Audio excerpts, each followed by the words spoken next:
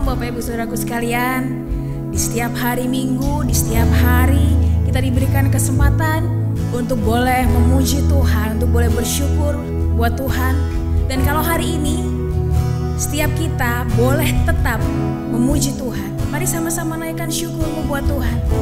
Mari sama-sama tinggikan nama Yesus. Berterima kasih untuk setiap kesempatan yang Tuhan berikan.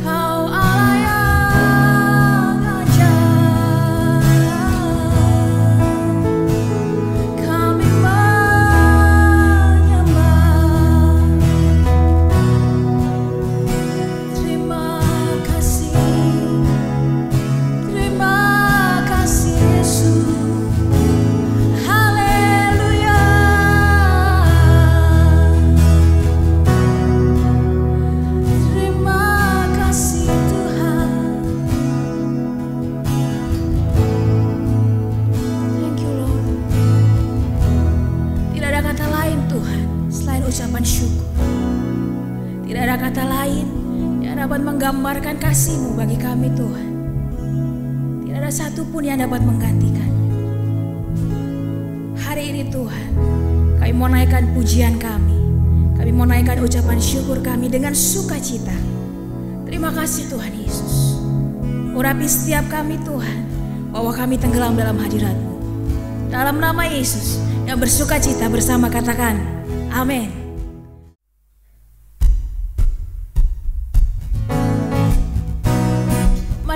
Buat kebaikan Tuhan, bersyukur buat kesempatan yang Tuhan berikan, buat sukacita yang selalu Tuhan berikan. Keadaan gak menentu, tapi kasih Tuhan itu pasti, amin. Mari bersama-sama naikkan pujian ini. Kasih yang begitu besar, lebih kuat dari dosa. Kasih yang menemukanku, selamatkan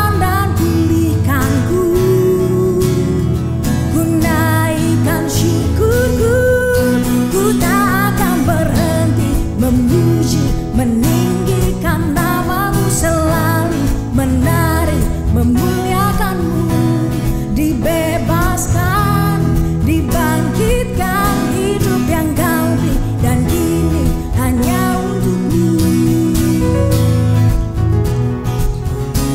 Thank you Lord, amin.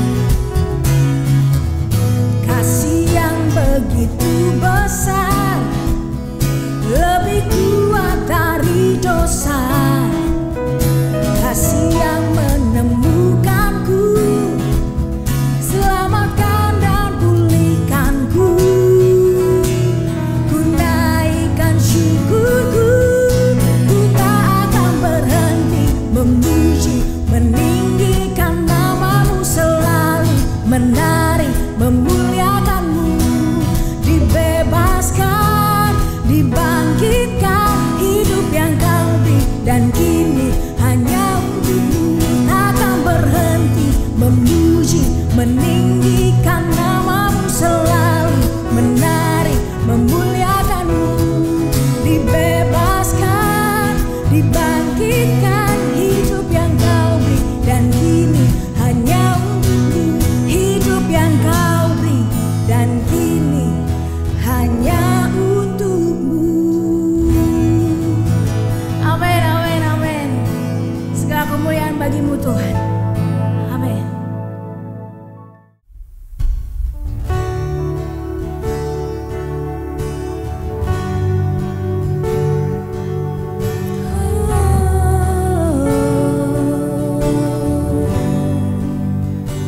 Kau ku rindu, Kau yang ku rindu Tuhan. Oh.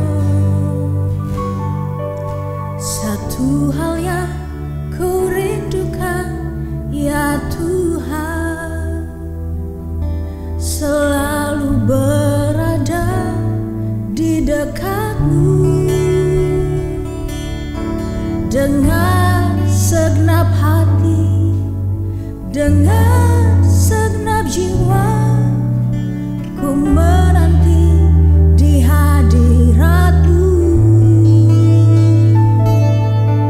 Satu hal yang ku rindukan, ya Tuhan, selalu berada di dekat-Mu.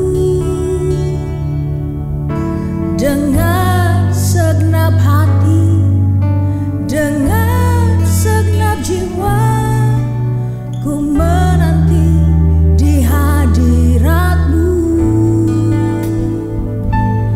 Lebih dalam lagi ku rindu Kau Tuhan, lebih dari segala yang ada. Lebih dalam lagi ku cinta Kau Yesus, ku mengasihi-Mu.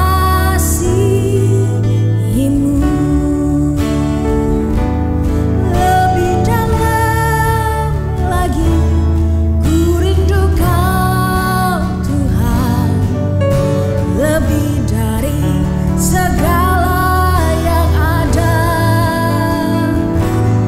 Lebih dalam lagi ku cinta Kau Yesus, ku mengasihi-Mu.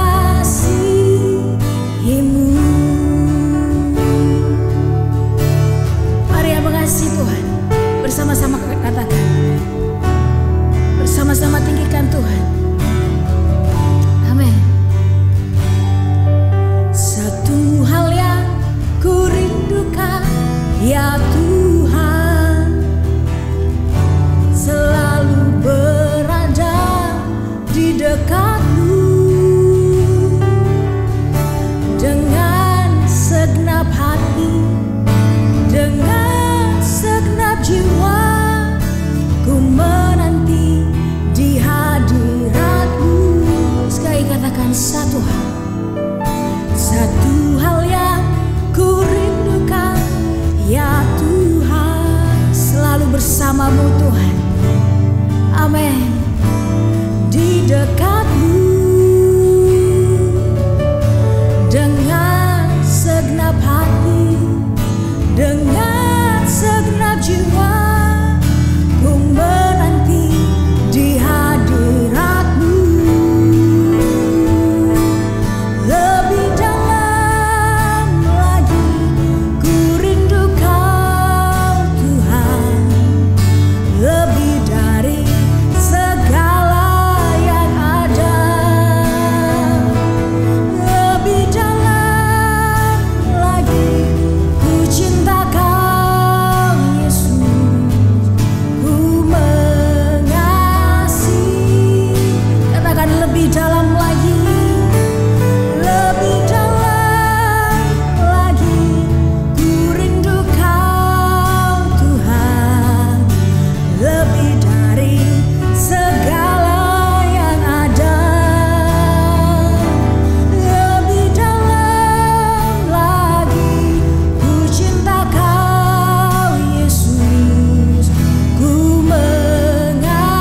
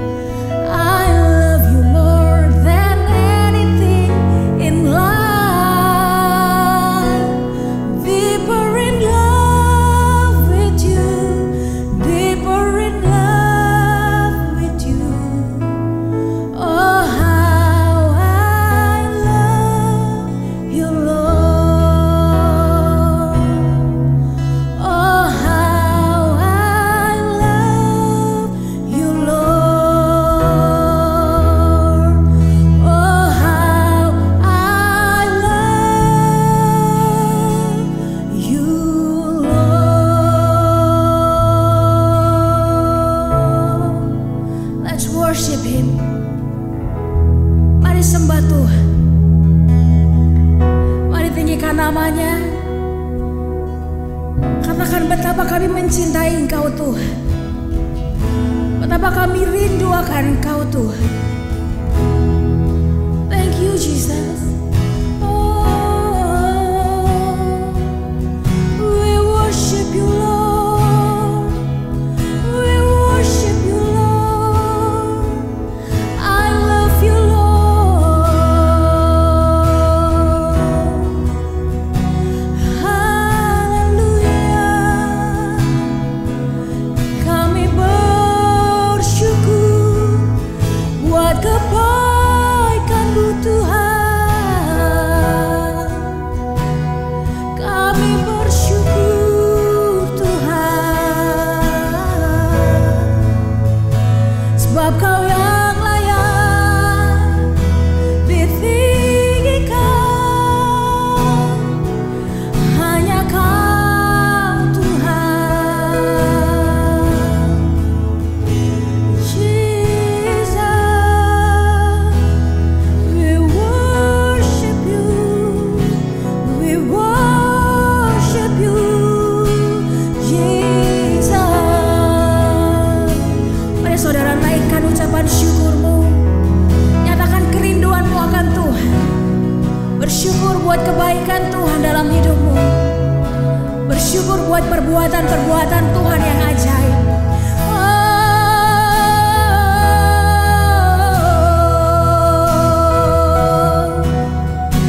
Thank you Jesus. Thank you Jesus. Ya la la la. Ya la la ya la la.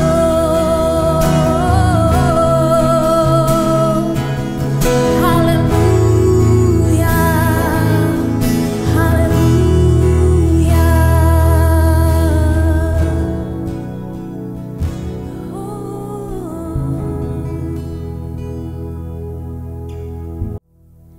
Mari siapkan hati kita menerima firman Tuhan, menerima benih-benih yang ditabur dari perkataan firman Tuhan, menuntun kita, menguatkan kita, menjalani kehidupan kita sepanjang minggu ini, bahkan sepanjang hidup kita. Mari siapkan hatimu, siapkan tubuh, jiwa, dan rohmu, menerima perkataan Tuhan, menerima tuntunan Tuhan. Amin.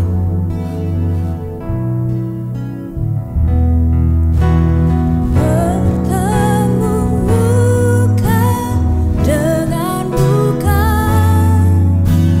tenggelam di dalam kasih-Mu Bapa. Oh Tuhanku, rindukan selalu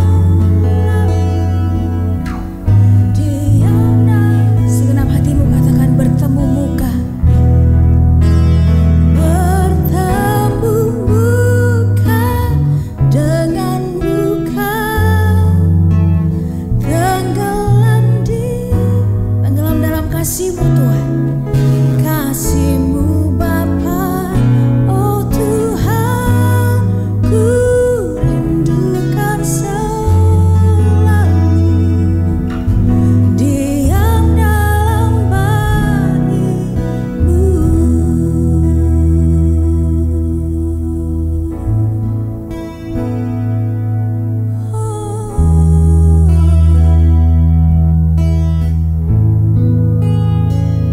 Menikmati kasih Tuhan, menikmati Engkau, bertemu dengan-Mu Tuhan, itu yang ku rindu.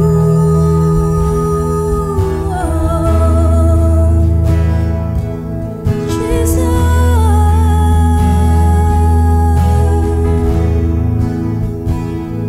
thank you Lord.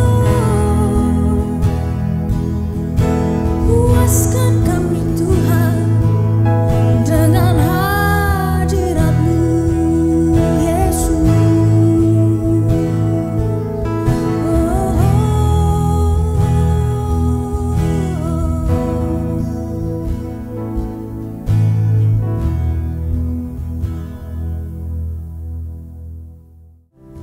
Shalom saudara yang dikasihi Tuhan, senang sekali kita dapat berjumpa kembali dan sesungguhnya merupakan satu kebanggaan tersendiri karena saya bisa sekali lagi menyampaikan kebenaran firman Tuhan buat kita sekalian. Dan dimanapun saudara berada, saya berdoa supaya hari ini menjadi hari yang luar biasa sehingga kita bisa belajar firman Tuhan dan kita juga mengalami pertumbuhan yang luar biasa. Namun sebelumnya saudaraku, saya ingin mengajak saudaraku untuk kita berdoa terlebih dahulu. Bapa, terima kasih untuk hari ini. Kami mengucap syukur untuk waktu dan kesempatan yang baik yang Tuhan berikan buat kami. Tuhan, kami mau belajar firman-Mu. Mari Roh Kudus Engkau urapi setiap kami sehingga kami boleh mengerti dan kami boleh mengalami pertumbuhan yang luar biasa di dalam Engkau. Terima kasih Tuhan, terpuji nama-Mu. Di dalam nama Yesus kami berdoa dan mengucap syukur. Amin. Bapak Ibu yang dikasihi Tuhan, hari ini saya ingin mengajak Bapak Ibu Saudara sekalian untuk kita belajar satu kebenaran firman Tuhan. Dan hari ini saya ingin mengajak kita sekalian untuk membahas satu topik. Dan topik ini menurut saya bagi saya sangat memberkati. Karena topik yang akan saya sharekan buat Bapak Ibu Saudara sekalian adalah perjumpaan yang mengubahkan. Dan saya percaya bahwa berbicara tentang perjumpaan yang merubahkan atau mengubahkan, saya yakin bahwa Bapak Ibu Saudara pasti pernah mengalaminya. Setidaknya ketika saudara berjumpa dengan sesuatu, atau saudara berjumpa dengan seseorang, atau saudara sedang melihat satu peristiwa, dan setelah itu saudara akan menimbulkan atau akan muncul kesan dalam kehidupan saudara. Dan dari situlah saudara bisa menilai kesan yang memberkati, kesan yang membangun, kesan yang membuat kita itu bahagia, dan lain sebagainya. Dan hari ini kita akan membahas hal yang sama. Dan saudaraku, berbicara soal perjumpaan yang mengubahkan. Tentunya di dalam Alkitab ada banyak tokoh dan juga ada banyak peristiwa yang juga mencatat akan hal itu.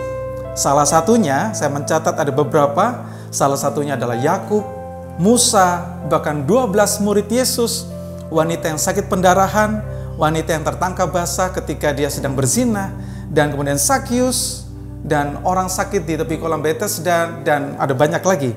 Tetapi kali ini saudaraku, saya tidak akan membahas semuanya. Saya hanya ingin mengajak saudara untuk belajar dari satu tokoh, dan tokoh ini jujur sangat memberkati kehidupan saya, yaitu kisah tentang wanita yang kedapatan berbuat zina. Namun saudaraku, kita akan membaca Alkitab, kita akan membaca firman Tuhan. Saya rindu saudara bisa mengikuti pembacaan firman Tuhan, dan sebentar saya akan dibantu oleh Pastor Robert. Beliau akan menolong saya di dalam membacakan akan firman Tuhan ini, dan saya berharap saudara bisa mendengar, saudara bisa mendapatkan sesuatu, dan saya yakin saudara pasti akan diberkati Tuhan. Silakan Pastor Robert. Yohanes pasal 8 ayat 2-11. Pagi-pagi benar ia berada lagi di bait Allah, dan seluruh rakyat datang kepadanya. ia duduk dan mengajar mereka. Maka ahli-ahli Taurat dan orang-orang Farisi membawa kepadanya seorang perempuan yang kedapatan berbuat zina. Mereka menempatkan perempuan itu di tengah-tengah, lalu berkata kepada Yesus, "Rabi, perempuan ini tertangkap basah ketika ia sedang berbuat zina. Musa dalam hukum Taurat memerintahkan kita untuk melempari perempuan-perempuan yang demikian. Apakah pendapatmu tentang hal itu?"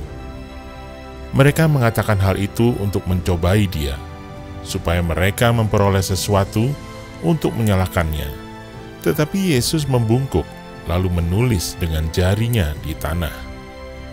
Dan ketika mereka terus-menerus bertanya kepadanya, ia pun bangkit berdiri, lalu berkata kepada mereka, "Barang siapa di antara kamu tidak berdosa, hendaklah ia yang pertama melemparkan batu kepada perempuan ini."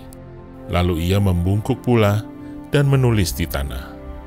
Tetapi setelah mereka mendengar perkataan itu, pergilah mereka seorang demi seorang, mulai dari yang tertua, akhirnya tinggallah Yesus seorang diri, dengan perempuan itu yang tetap di tempatnya. Lalu Yesus bangkit berdiri dan berkata kepadanya, "Hai perempuan, di manakah mereka? Tidak adakah seorang yang menghukum engkau?" Jawabnya, "Tidak ada, Tuhan." Lalu kata Yesus, "Aku pun tidak menghukum engkau. Pergilah, dan jangan berbuat dosa lagi mulai dari sekarang." Puji Tuhan, saya percaya saudara sudah sangat diberkati oleh pembacaan firman Tuhan. Dan saudaraku, sebelum saya menyampaikan lebih jauh, saya ingin mengajak saudara untuk sekali lagi mengulang sedikit tentang konteks yang ada. Dalam konteks ini, sebenarnya kalau saudara tadi perhatikan, maka sebenarnya kejadian ini terjadi di bait Allah, terjadi di rumah Tuhan. Kalau mungkin sekarang saya katakan terjadi di dalam gereja, gitu ya. Dan saudaraku, saya sedang membayangkan bahwa saya waktu itu ada di tengah bait Allah atau di dalam gereja. Kenapa saya berkata saya ingin membayangkan seperti itu? Agar saya bisa memahami akan konteks secara keseluruhan. Dan nanti saudara akan perhatikan bahwa ketika saudara dan saya, kita bersama-sama, kita mencoba untuk masuk di dalam konteks ini, masuk di dalam pembahasan ini, saudara akan menemukan apa yang terjadi, dan kemudian nanti saudara akan bisa melihat keubahan apa yang terjadi. Nah, mari kita kembali melihat dalam konteks ini, bahwa dalam konteks ini saudaraku, Tuhan Yesus sedang berdiri di dalam rumah ibadah. Dan di sana Tuhan Yesus sedang mengajar ada banyak orang. Nah, tidak berhenti di situ. Sementara Yesus sedang mengajar, tiba-tiba datang ahli Taurat dan datang juga orang Farisi. Dan dia datang tidak sendiri, saudaraku, pastinya ada beberapa orang. Tetapi dalam konteks itu, orang-orang Farisi dan ahli Taurat, dia membawa serta seorang wanita. Saya nggak tahu bagaimana cara membawanya, mungkin diseret, mungkin didorong-dorong, atau mungkin hanya ditunjuk-tunjuk untuk maju ke depan dan lain sebagainya. Tetapi firman Tuhan mencatat, kemudian mereka menyuruh wanita itu berada di tengah-tengah kondisi itu. Nah, tahukah saudaraku, ketika mereka ada di sana, ketika mereka semua berkumpul di sana, maka mulailah ahli-ahli Taurat, orang-orang Farisi mengambil sikap. Nah, di sini kita akan membahas sikap apa yang ditunjukkan kepada orang-orang yang ada pada saat itu. Nah, saya melihat, saudaraku, saya mengambil satu penilaian bahwa ada dua sikap orang Farisi maupun ahli Taurat yang bagi saya tidak memberkati saya. Nah, nanti saudara pasti juga setuju dengan apa yang saya katakan. Yang pertama, saudaraku, bahwa ternyata ahli Taurat dan orang-orang Farisi ini adalah orang-orang yang haus akan pujian. Haus akan pujian yang ingin ditunjukkan bahwa mereka ternyata adalah seorang pelaku kebenaran, gitu ya kalau orang bilang ya. Nah, saudaraku, apa yang ditunjukkan di sini? Yang ditunjukkan di sini adalah ketika dia membawa akan wanita ini, kemudian dia menyuruh dia ada di depan Yesus, dan dia mulai mengatakan bahwa wanita ini kedapatan berbuat zina. Jujur, kalau saya katakan mendengar hal itu, wah, kita yang mendengar tentunya kita nggak suka melihat atau mendengar itu. Tetapi kita belum tahu konteks atau kondisi cara berpikir daripada ahli Taurat dan orang Farisi. Tetapi intinya mereka membawa wanita ini dan mulai mendakwa bahwa wanita ini kedapatan berbuat zina. Dan perlu saudara ketahui bahwa saat itu ada di dalam rumah ibadah dan ada orang-orang yang lain yang pada waktu itu sedang mendengarkan Yesus sedang berkhotbah atau mengajar. Dan sudah barang tentu setiap orang mendengarnya mereka akan kaget, mereka akan timbul marah karena saudara tahu bahwa perbuatan ini jelas adalah perbuatan yang sangat-sangat tidak dibenarkan.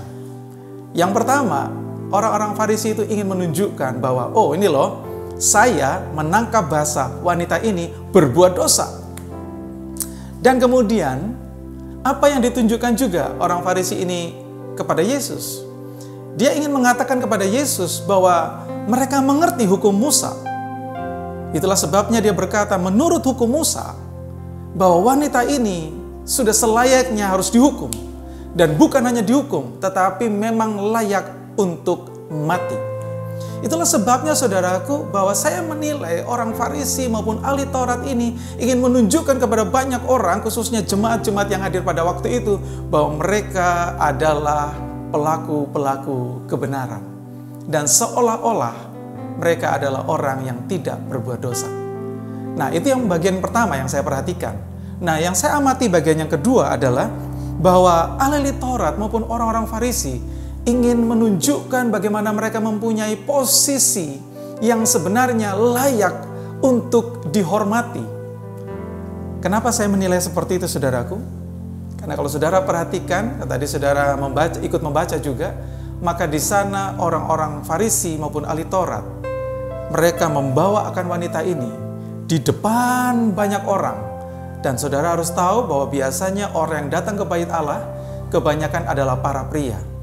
Dan tentunya kalau ada seorang perempuan yang ditunjuk, dituduh, bahkan didakwa berbuat salah di hadapan para pria, tentunya bahwa wanita ini tidak lagi mempunyai harga diri.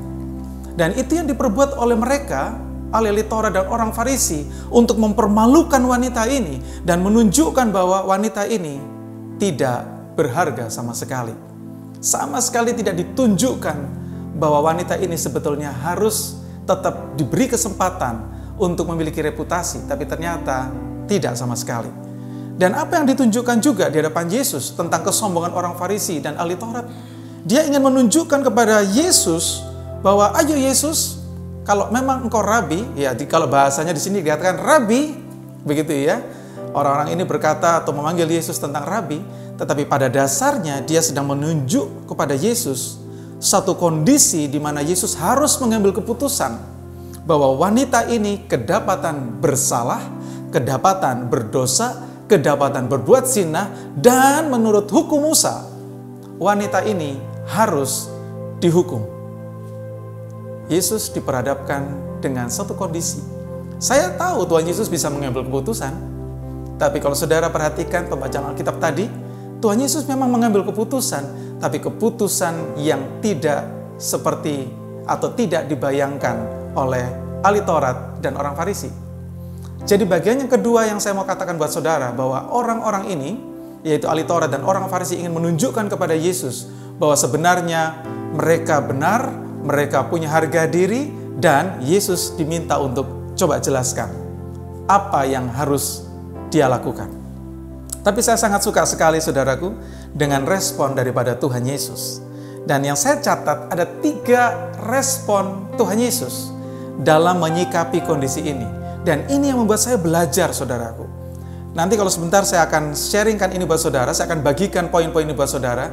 Saya berharap saudara bisa menangkap, karena setelah ini kita mau belajar bahwa inilah yang seharusnya terjadi dalam kehidupan kita sebagai orang Kristen ketika kita menghadapi satu kondisi, di mana ketika kita menghadapi suatu masalah, apa yang harus kita lakukan. Dan saudaraku, kita mulai dengan poin yang pertama. Ketika Yesus mendengar permintaan dan juga mendengar akan tuntutan daripada ahli Taurat dan orang Farisi, apa yang Yesus lakukan? Bagian yang pertama adalah Yesus berdiam diri. Diam, saudaraku. Yesus tidak melakukan reaksi apa-apa. Tuhan Yesus tidak membangun satu sikap seperti ya mungkin minta dihargai juga seperti mereka ya. Enggak. Tapi Tuhan Yesus memilih untuk diam. Tidak ada sepatah kata pun yang keluar daripada mulut Yesus. Yang hanya untuk menunjukkan bahwa apakah Yesus punya kuasa, apakah Yesus hebat, apakah Yesus taat pada hukum Taurat dan lain sebagainya. Tapi Tuhan Yesus memilih untuk diam. Saudaraku, saya sangat diberkati dengan hal ini. Mengapa saudaraku? Karena Tuhan Yesus tahu betul niat daripada ahli Taurat, niat daripada orang-orang Farisi. Bahwa sesungguhnya jelas bahwa mereka datang dan membawa akan wanita ini untuk didakwa, jelas untuk menyudutkan Yesus, jelas untuk menjebak Yesus, jelas untuk menyalahkan Yesus, jelas untuk mempermalukan Yesus juga. Karena sebelum konteks ini, mereka memang sudah merasa seperti Tuhan Yesus itu saingannya mereka. Tetapi kali ini mereka datang dengan kata Rabi. Ini menunjukkan ada niat tertentu, ada upaya tertentu untuk menempatkan Yesus juga sebagai bagian yang untuk dipersalahkan. Tetapi saudaraku, mari kita lihat Tuhan Yesus memilih untuk berdiam. Sebenarnya inilah yang harus kita lakukan di dalam kehidupan kita sebagai orang Kristen. Mungkin ada banyak orang yang datang dari sana sini, kemudian menyampaikan ini loh, itu loh. Kamu tahu nggak si A salah bukan? Kamu tahu nggak? Wah, kalau ini seharusnya begini, kalau ini seharusnya begini dan sebagainya. Ketika kita mendengar seperti itu, apa yang kita harus lakukan? Ikut mendakwakah? Ikut bereaksikah? Atau ikut berbuat sesuatu untuk menunjukkan bahwa saudara ternyata luar biasa? Kalau kita belajar dari Yesus, Yesus memilih untuk berdiam diri. Dan saya juga rindu saudaraku, ketika hal-hal itu terjadi, saya ingin belajar untuk berdiam diri. Tujuannya cuma satu saudaraku, supaya kita belajar akan kepekaan. Belajar untuk peka. Dan Yesus tahu waktu dan saat yang tepat yang Bapa ingin sampaikan dalam kehidupannya. Dan yang jelas, yang pertama, Yesus memilih untuk diam. Bagian yang kedua saudaraku, bagian yang kedua dikatakan bahwa Yesus menunduk ke bawah. Kadang-kadang kalau kita lihat bahasa yang sepotong ini kayaknya sih, wah ini gampang sekali untuk dipahami. Tapi saudaraku, mari kita perhatikan, kenapa Tuhan Yesus memilih untuk menunduk ke bawah saudaraku? Kalau saudara perhatikan akan niat daripada Tuhan Yesus ini menunduk ke bawah, sebenarnya Tuhan Yesus itu ingin menunjukkan tentang, kalau saya bilang, kesetaraan. Karena ketika dia menunduk ke bawah, dia menjongkok ke bawah, tentunya tinggi daripada Tuhan Yesus dengan wanita yang dipaksa untuk ada di bawah tadi, ada semacam kesetaraan, ada dalam posisi yang sama. Apa sih sebetulnya maknanya? Saya ingin menggambarkan bahwa sebenarnya Yesus ingin menunjukkan kepada semua orang bahwa sebenarnya wanita ini memang dia bersalah. Tetapi sebenarnya wanita ini mempunyai hak untuk ditolong, mempunyai hak untuk dibantu, mempunyai hak untuk dijelaskan kesalahannya, dan lain sebagainya. Tapi intinya yang saya catat di sini saudaraku, bahwa Tuhan Yesus lebih memilih untuk menunduk di bawah, untuk turun ke bawah, untuk menunjukkan bahwa sebenarnya Tuhan Yesus datang ke dunia ini adalah untuk orang berdosa, yaitu saya dan saudara. Kalau Yesus datang sebagai pribadi yang minta disanjung, minta disembah, minta untuk mendapatkan akan hormat, saya yakin Tuhan Yesus akan pergi meninggalkan wanita ini. Tetapi dia tidak. Dia memilih untuk duduk, dia memilih untuk menunduk ke bawah, dan dia ingin berbicara. Sebenarnya sikap Yesus itu berbicara tentang kondisi dia, kondisi Tuhan Yesus, bahwa ini loh tujuan saya datang adalah untuk orang berdosa. Bagian yang ketiga, saudaraku. Mengapa Yesus melakukan hal itu?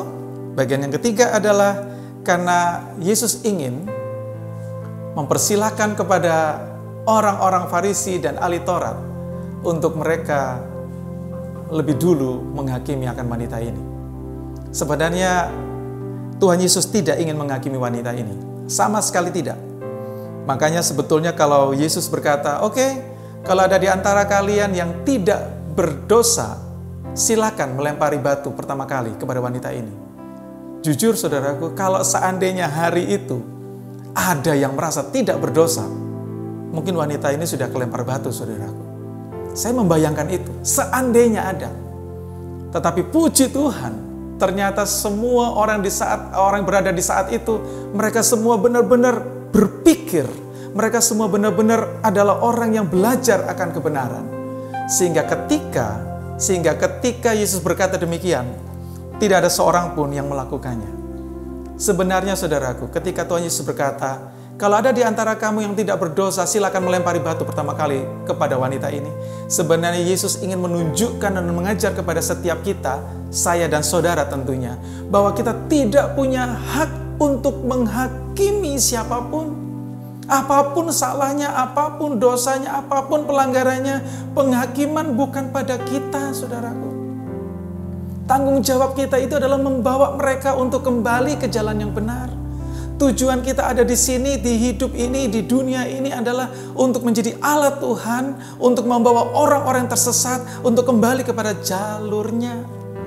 Tetapi seringkali kita terbawa dengan kondisi dunia ini sehingga kita pengen nampak punya reputasi, punya harga diri dan sebagainya. Dan kemudian kita mulai menghakimi orang-orang yang lebih rendah dari kita, ataupun juga menghakimi orang-orang yang di bawah kita, ataupun juga menghakimi orang-orang yang seolah-olah tidak mengenal siapa kita.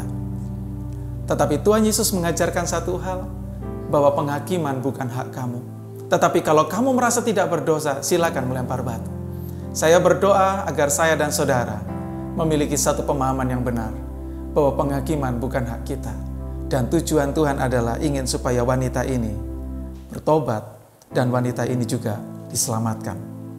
Saudaraku, saya ingin kembali kepada konteks mengapa Tuhan Yesus berdiam. Ada hal yang menarik.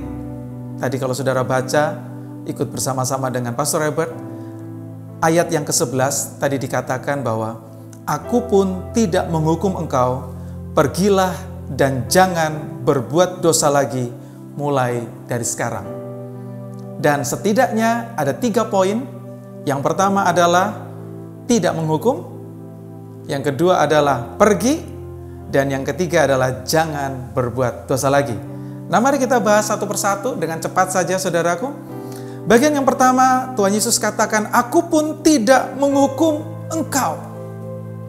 Bagian yang pertama.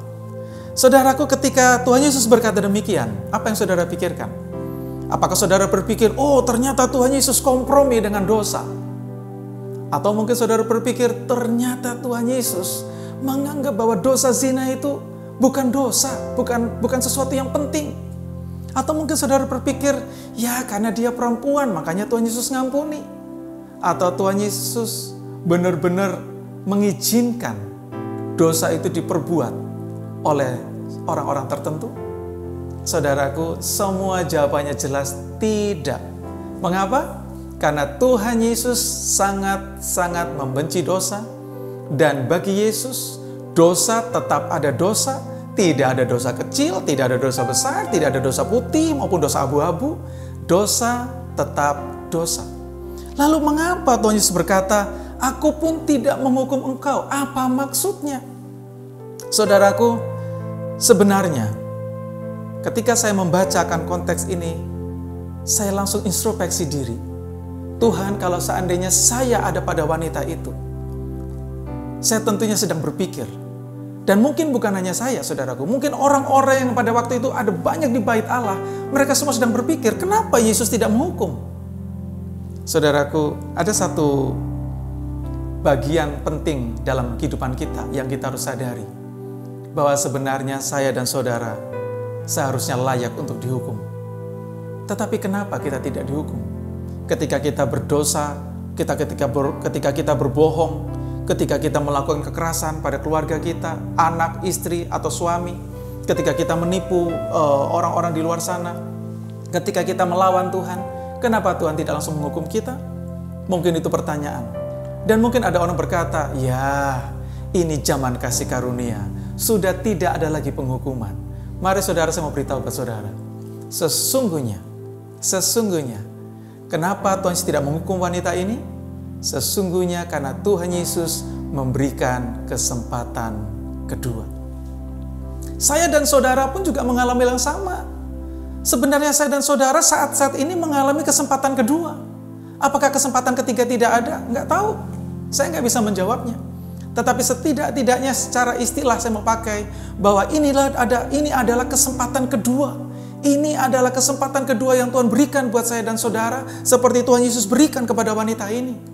Dan Tuhan ingin supaya wanita ini benar-benar memiliki kesempatan untuk hidup benar, hidup tidak berdosa, berbalik dari jalan yang salah, dan kemudian menikmati akan kasih karunia Tuhan yang membawa dia menjadi pribadi yang luar biasa.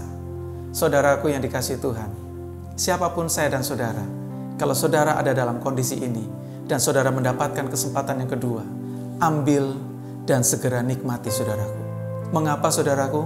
Karena kita sedang melihat itu adalah kasih karunia Allah. Saya percaya saudaraku, hari-hari seperti sekarang, maaf bicara kalau saya pakai istilah ini, kalau saya dan saudara masih hidup sampai saat ini, dan saudara tidak terpapar virus, saudara tidak berada di dalam rumah sakit, dan kemudian mungkin saudara dalam tanda petik ada dalam masa-masa yang masih baik saat ini dan tidak masa-masa kritis, maka saya mau katakan buat saudara, ini adalah kesempatan kedua untuk membuat saya dan saudara makin mendekat kepada Tuhan dan bisa melihat kasih karunia Allah. Bagian yang kedua saudaraku, bagian yang kedua dikatakan pergilah. Saudaraku berkata pergilah di sini, ini bukan berarti Tuhan Yesus mengusir wanita ini. Tapi untuk sekedar saudara ketahui bahwa pada saat itu konteksnya adalah mereka ada di dalam apa? Bait Allah. Dan Tuhan Yesus bukan mengusir wanita untuk pergi dan berkata, kamu pergi ya, ini najis, ini tempat yang benar, ini tempat yang kudus, dan kamu najis. Tidak saudaraku. Tapi Tuhan Yesus ingin berkata kepada wanita ini, pergilah. Dengan kata lain, wanita ini bisa keluar dari bait Allah tanpa hukuman, tanpa tuduhan, tanpa dakwaan, dan dia tentunya diharapkan Yesus pulang ke rumahnya tentunya untuk berubah kehidupannya. Saudaraku, mari kita belajar. Bukankah harusnya demikian orang Kristen ketika kita pergi ke rumah Tuhan dan ketika kita pulang atau meninggalkan gedung ibadah atau gedung gereja dengan satu pengharapan, dengan satu kesadaran bahwa saya pulang, saya diberkati Tuhan, saya mengucap syukur karena Tuhan ampuni dosa-dosa saya mengucap syukur karena ada pertolongan Tuhan yang ajaib buat saya. Bukankah seharusnya demikian? Inilah yang seharusnya terjadi. Supaya ketika kita pergi ke gereja, kita pulang pun karena kita berjumpa dengan Yesus di gereja, berjumpa dengan Allah di gereja, maka kita pulang dengan satu sukacita yang luar biasa. Saya tahu saudaraku, saya bisa membayangkan, maaf, bukan berarti saya tahu ya, tapi saya bisa membayangkan bahwa wanita ini pulang tentunya dengan derayan air mata, tetapi disertai dengan sukacita. Seharusnya seperti itu kehidupan kita orang Kristen ketika kita mengalami pertobatan. Mungkin kita tidak berderai air mata, mungkin kita tidak berlonjak-lonjak, tapi setidaknya saudara sadar bahwa sebenarnya perjumpaan dengan Allah mengubahkan saya dan saudara. Dan hari ini atau poin ini saudaraku cukup untuk menunjukkan kepada kita sekalian bahwa kenapa Tuhan Yesus menyuruh wanita ini pergi, supaya wanita ini mendapatkan kesempatan kedua untuk hidup takut akan Tuhan. Berbeda dengan orang Farisi. Orang Farisi juga meninggalkan bait Allah, saudaraku. Tetapi juga disertai dengan dongkol, sakit hati, disertai dengan kebencian terhadap Yesus. Sama-sama meninggalkan bait Allah, tetapi yang satu dengan sukacita, tetapi yang satu dengan sakit hati. Bukankah kadang-kadang ada orang-orang Kristen yang seperti itu? Meninggalkan gedung gereja lalu berpikir, wah itu khotbahnya nyindir saya itu. Wah kayaknya itu ada yang kasih tahu tuh si pendeta. Wah kayaknya pendeta ini sentimen buat saya. Saudaraku, jangan sampai hal itu terjadi. Saya berdoa supaya setiap kita ketika kita beribadah, ketika kita ada dalam rumah Tuhan, kita menangkap sesuatu dan lebih baik kita merasa seperti Tuhan, terima kasih Engkau menunjuk kesalahan saya supaya saya berubah, daripada saudara pulang dengan sakit hati dan tidak mengalami perubahan apa-apa. Oke, bagian yang ketiga saudaraku. Yang terakhir, dikatakan di sana adalah jangan berbuat dosa lagi mulai dari sekarang. Jangan berbuat dosa lagi mulai dari sekarang. Saudaraku, saya senang sekali dengan kalimat ini. Sebenarnya kalimat ini kalau saudara perhatikan, ini menakutkan saudaraku. Kenapa? Karena Tuhan Yesus katakan, jangan berbuat dosa lagi mulai dari sekarang. Coba kalau saudara balik. Setelah kamu keluar dari sini, tapi kalau kamu berbuat dosa, saudara pasti menangkap. Pasti ada sesuatu yang terjadi dengan wanita ini. Entah itu hukuman, atau bahkan dia tidak bisa masuk dalam kerajaan surga. Tapi dari sini saudaraku, kita sedang belajar bahwa ketika Tuhan Yesus berkata, jangan berbuat dosa lagi, maka serius, dosa tetap adalah dosa. Sebab dosa yang tidak diurus akan menjadi dosa yang sangat serius. Kalau saudara tidak pernah mengurusi dosa kecil yang ada pada kehidupan saudara, maka satu kali itu akan menjebak saudara, menekan saudara, dan menjadi sesuatu yang sangat serius. Itulah sebabnya ketika Tuhan Yesus berkata, jangan berbuat dosa lagi dari sekarang. Itu artinya Anda sudah mendapatkan kesempatan yang kedua, dan jangan kembali ke kubangan itu. Jangan kembali kepada kesalahan itu. Saudaraku, saya dan saudara sedang belajar untuk kali ini. Saya berdoa supaya kita menyadari akan hal ini, bahwa sebenarnya kalau kita berjumpa dengan Tuhan, ada satu perubahan yang terjadi. Dan sebagai kesimpulan saudaraku, poin apa yang saya ingin sharingkan buat saudara sebagai kesimpulan? Dan kesimpulan ini adalah jawaban dari pertanyaan, perubahan apa sih yang dialami oleh wanita ini? Perubahan apa? Setelah dia berjumpa dengan Yesus, perubahan apa yang dialami? Saya simpulkan saudaraku, bagian yang pertama sekali lagi, bahwa wanita ini, atau perubahan apa yang dialami oleh wanita ini, ia akan menjadi pribadi yang selalu bisa bersyukur karena pengampunan Tuhan atas hidupnya. Dia akan menjadi seorang pribadi yang akan selalu bersyukur karena karya pengampunan Yesus dalam kehidupannya. Kalau saya katakan dari konteks inilah dia melihat kasih karunia Allah. Dan yang kedua, perubahan apa yang dialami oleh wanita ini? Wanita ini memulai hidup yang baru dan dia benar-benar mengalami perubahan. Ada kisah-kisah yang lain nanti saudara bisa lihat di dalam Alkitab tentang wanita ini yang berubah secara luar biasa. Dan poin yang ketiga, apa yang terjadi dengan wanita ini? Wanita ini benar-benar membenci dosa. Kalau saya simpulkan dengan bahasa yang pendek adalah orang yang sudah melihat dan mengalami kasih karunia pasti dalam hidupnya akan membenci dosa. Saya berdoa kiranya setiap kita mengerti dan memahami hal ini, sebab pada dasarnya saudaraku, esensi kehidupan orang Kristen bukan dinilai dari kekayaan atau popularitas atau kenikmatan hidup yang akan dia nikmati, tapi sesungguhnya esensi kehidupan orang Kristen adalah bagaimana ia berjumpa dengan Tuhan dan dia mengalami perubahan dalam kehidupannya. Bagaimana saya dan saudara berjumpa dengan Tuhan dan bagaimana kita berubah dalam kehidupan kita. Ini doa saya agar setiap kita berjumpa dengan Tuhan dan mengalami perubahan, dan biarlah orang-orang terdekat yang pertama-tama menikmati perubahan kita. Mari kita berdoa saudaraku. Tuhan, terima kasih bahwa kasih karunia-Mu sungguh besar atas kami. Berkati setiap kami, dan biarlah kami menikmati akan kasih karunia-Mu yang mengubahkan setiap kami. Berkati akan setiap anak-anak-Mu dimanapun kami berada, mereka berada, dan kami percaya bahwa rahmat Tuhan ada atas kami. Terpuji nama Tuhan, dalam nama Yesus kami berdoa. Amin. Tuhan Yesus memberkati saudara sekalian.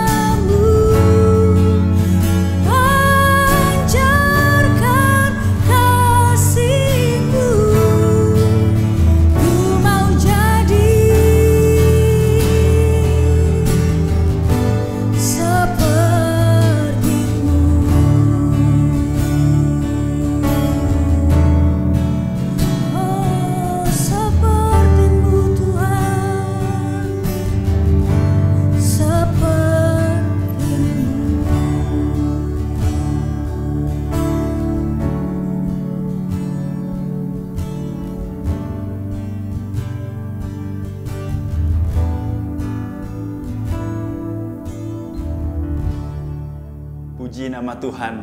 Semoga firman Tuhan tadi yang disampaikan dan juga puji-pujian penyembahan yang dinyanyikan dapat memberkati kita semua.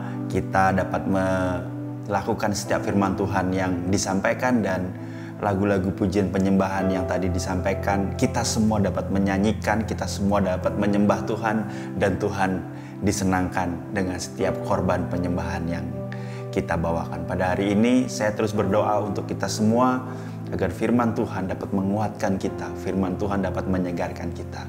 Saudara, jangan lupa minggu depan kita akan terus ada ibadah online yang akan dilayani oleh saya sendiri, Pastor Gayustar, dan kita sama-sama bersekutu, sama-sama beribadah secara online dimanapun saudara berada.